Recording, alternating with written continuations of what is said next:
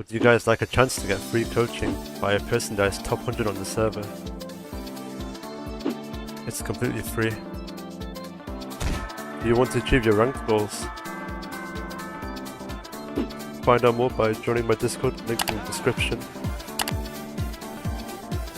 You can also find out by checking out my Twitch, also linked in the description. Okay, so today I want to quickly explain warding in general for mid lane. One thing people do a lot on mid lane is they just put wards down without actually thinking what the ward accomplishes. So I want to explain wards and when you should use them. So, early wards.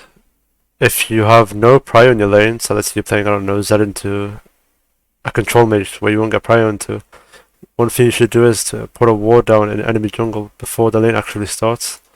That way you get some insight on where the jungler can start, where the jungler can be. Because obviously if you're going to be pushed in the entire lane, you won't have a chance to place a ward right, it'll have no value. And this is not just for being pushed in, if you're also pushing your opponent in, you shouldn't just waste a ward, like in river, or like, you know, in a bush.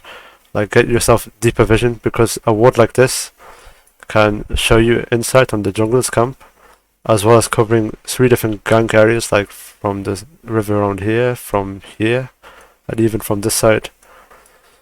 Like, it just takes a few more seconds, and you get way more insight of a ward. That's same with down here as well.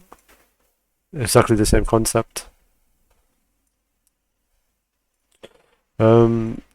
Another useful ward that people can do early game as well is before you take a reset, or let's say you just pushed in and you crashed a massive wave.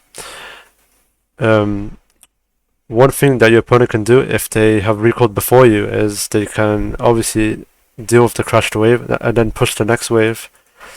Then after they push the next wave, they have moved, like they can maybe roam, they can reset, but you won't know, right? So the way you would find out is by placing a ward in the middle of the lane before you recall.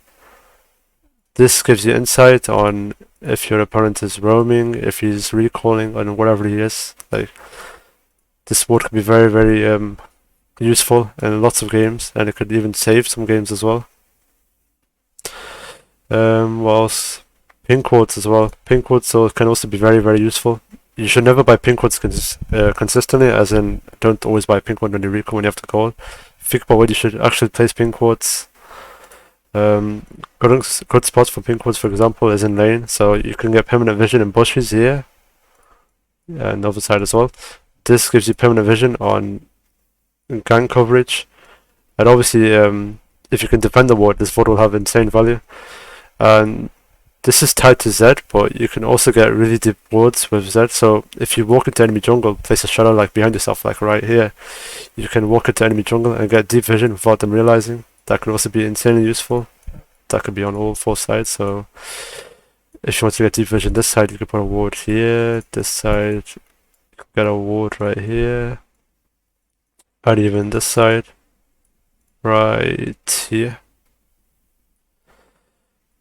And for river, let's say a herald fight is bound to happen in like the next minute or 2 minutes, or a drake fight, or a skirmish that's about to happen. You can also place pink wards before here, just to gain control in the area. And also here. But yeah, I think these spots right here that I've shown in this video are the most important spots to get wards in. And I hope that's helped.